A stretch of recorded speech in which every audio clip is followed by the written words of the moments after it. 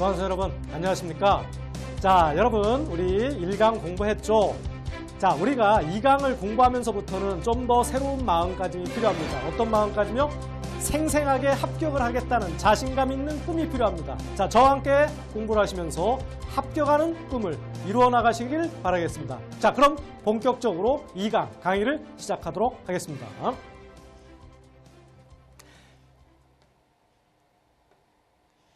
자, 2강은요.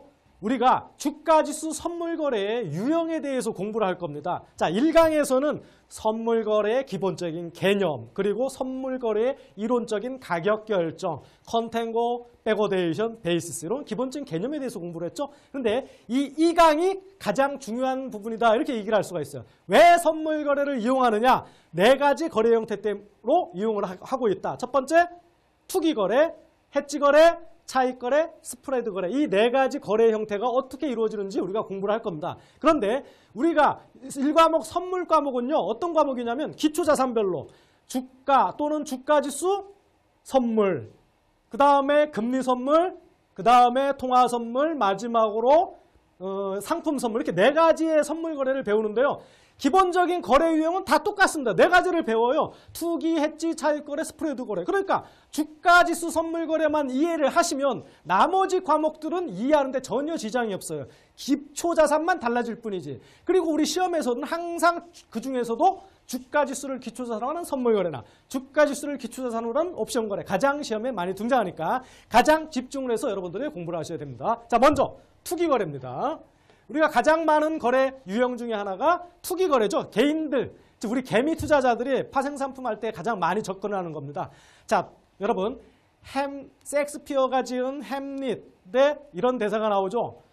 To be, or not to be, that's the question. 이게 무슨 소리입니까? 죽느냐 사느냐 이것이 문제로다. 자, 투기 거래가 그겁니다. 어떻게?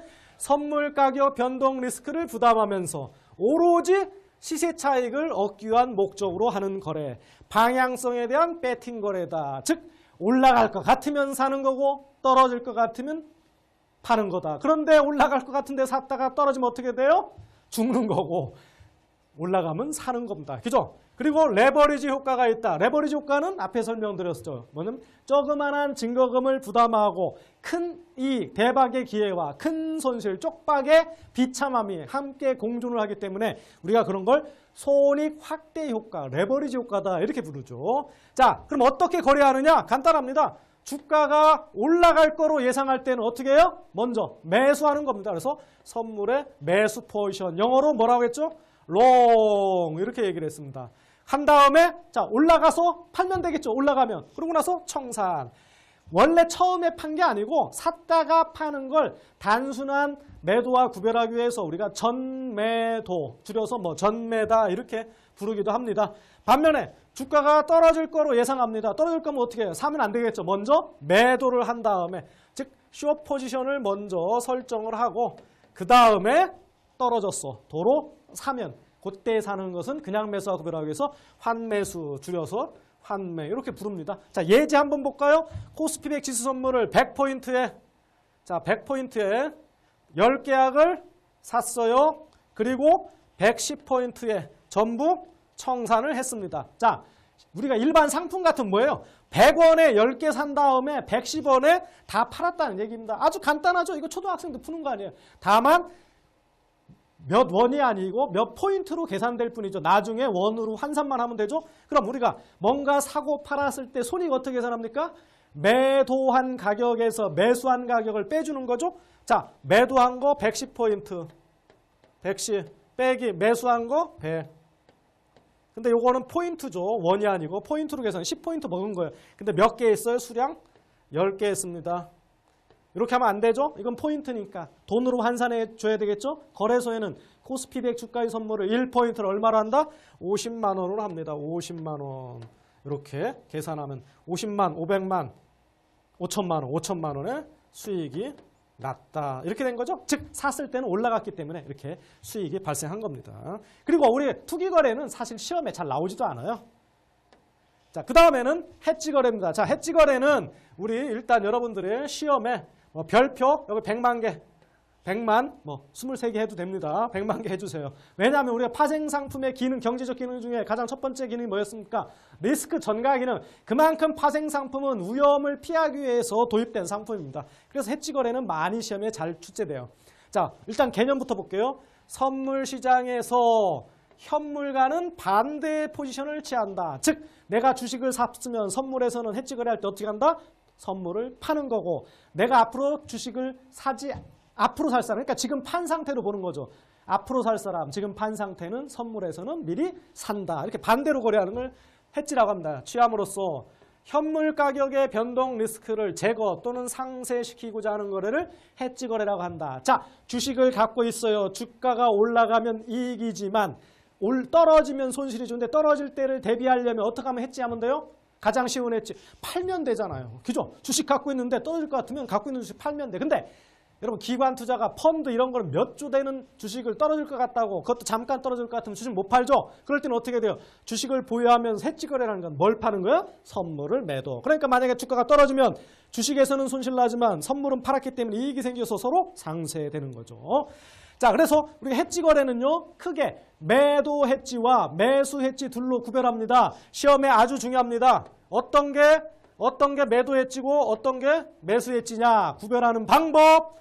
자, 보유한 현물 주식의 가격 하락 리스크를 피하기 위해 선물을 매도하는 거래는 매도 해지라 하고, 현물 가격 상승에 따른 리스크, 손실을 회피하기 위해서 선물을 매수하는 거래는 매수라고 해지라고 합니다. 자, 제가 여기에 해자에다가 이 동그라미 해놓고 선자에다가 동그라미 해놓은 이유가 있습니다.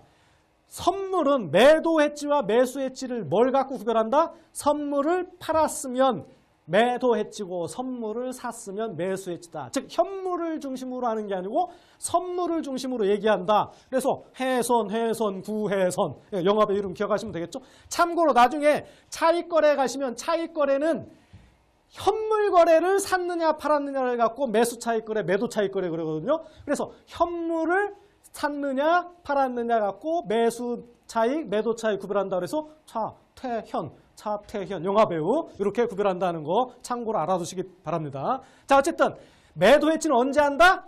현물을 갖고 있는 사람이 가격 하락 위험에 노출됐을 때. 그러니까 노출 요인, 리스크 요인을 파악해야죠. 그래서 내가 주식을 갖고 있어. 위험 요인이 뭡니까? 리스크 요인은 가격 하락 리스크죠. 그럼 하락 요인에 대비해서 하락할 때 이익이 되게 선물 포지션을 설정하는 걸 해지라고 하죠. 떨어질 때 어떤 게 선물 매도. 그래서 매도 해지. 매수 해지는 그 반대로. 내가 1년 뒤에 금 1톤이 필요해. 그럼 이 사람은 어떤 리스크 요인에 노출되는 거예요? 앞으로 살 사람은 가격이 올라가면 위험하잖아요. 그죠? 상승 리스크가 존재해요. 그러니까 앞으로 살 사람은 미리 사놓는 게 좋겠죠. 그래서 미리 선물을 매수한다. 그러면 매수 해지. 이렇게 부르는 겁니다. 이렇게. 자, 그 다음에 우리 해지 거래와 베이시스 리스크에 대해서 한번 보겠습니다. 자, 우리가 1과목에서 베이시스에 대한 개념을 배웠죠. 베이시스는 어떻게 정의를 했죠? 베이시스는 우리가 금융선물과 주가지 선물 같은 금융선물과 나중에 돈육선물 같은 금선물 같은 상품 선물에서의 베이시스의 정의가 다릅니다. 여러분 확실하게 구분을 해주셔야 되는데 금융선물, 주가지 선물 같은 데는 베이시스를 선물 가격에서 현물 가격을 빼서 베이시스를 계산해요. 반면에 상품 선물 쪽에서는 거꾸로 현물 가격에서 선물 가격을 빼서 계산합니다. 그러니까 일단 어느 한쪽이라도 확실하게 일단 암기를 해주시고요. 그리고 이 베이시스가 이 선물 가격을 뭘로 썼느냐? 이론 선물 가격을 썼을 때는 이론 베이시스고 실제 시장에서 거래되는 선물 가격을 쓰면 시장 베이시스라 이렇게 부른다고 했죠. 그리고 우리가 일반적으로 특별한 말이 없으면 무슨 베이시스로 본다? 시장 베이시스로 본다. 거기까지. 자, 그럼 이번에는 해지 거래와 베이시스 리스크라는 건 뭐냐? 베이시스 리스크는 베이시스가 일정하지 않다는 거예요. 즉, 얘 선물의 움직임과 현물의 움직임이 똑같이 움직이지 않는다는 겁니다. 그래서 어떤 위험에 노출되는데 어떤 위험이냐? 내가 해지 거래를 했어요. 그럼 해지 거래를 시작하는 시점의 베이시스와 해지 거래를 청산하는 시점의 베이시스. 우리가 해지를 시작하는 베이시스를 일반적으로 개시 베이시스. 해지를 청산하는 시점을 우리가 청산 베이시스 뭐 이렇게 부른다. 이게 변함에 따라 해지 성과에 영향을 미치는 걸 뭐라고 한다? 베이시스 리스크라고 한다. 왜 그러냐면 만기에 청산을 하면 괜찮아. 왜? 만기는 선물이나 현물이 결국은 만기에는 만기의 현물 가격이랑 똑같아지잖아요. 베이스가 제로란 말이에요. 그런 걸 제로 베이시스 해지라고 하는데 어쨌든 만기에 청산하면 괜찮은데 중간에 청산할 때는 문제가 된다는 얘기예요. 그래서 만기일 전에 베이시스 리스크는 언제 노출된다? 만기일 전에 청산할 때입니다. 해지 포션을 청산하는 경우 우리가 베이시스